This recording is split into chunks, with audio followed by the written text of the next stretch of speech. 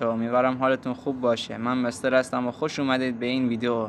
توی این ویدیو یک کاستوم از قبل رفتیم و قراره از یه راندش ویدیو بگیرم و براتون بذارم. لایک و کامنت و سابسکرایب فراموش نشه. بریم به سراغ ویدیو. MTZ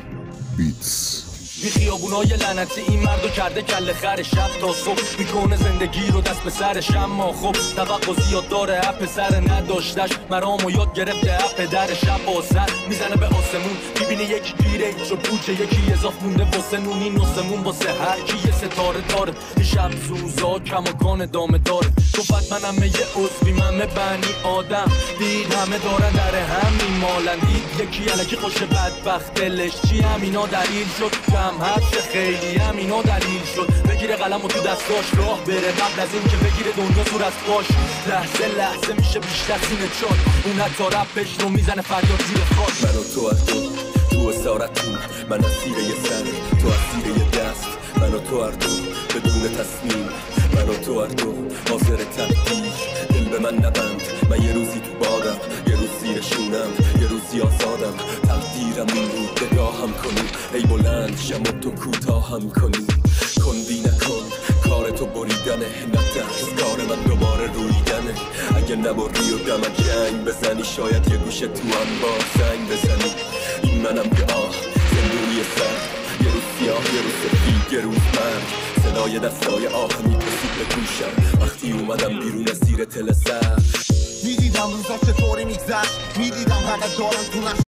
امیدوارم حالتون خوب باشه. من مستر هستم و خوش اومدید به این ویدیو.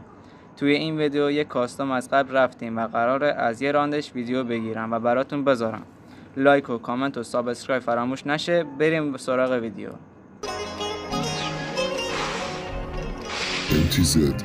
Beats. بی خیابونای لعنتی این مردو کرده کله خر شب تا صبح میکنه زندگی رو دست به سرش، اما خب توقع زیاد داره اپ پسر نداشتش مرامو یاد گرفته اپ پدر شب با سر میزنه به آسمون میبینه یکی گیره چو پوچه یکی اضاف مونده واسه نون این نسمون واسه هر کی یه ستاره داره این شب سوزا کماکان دامه داره گفت منم یه عضوی من بنی آدم دید همه دارن در هم میمالن دید یکی الکی خوش بدبخت دلش چی همینا دلیل شد هست خیلی همینا دلیل شد بگیره قلم و تو دستاش راه بره قبل از این که بگیره دنیا زور از پاش لحظه لحظه میشه بیشتر سینه چاد اون حتی رپش رو میزنه فریاد زیر خاک من و تو از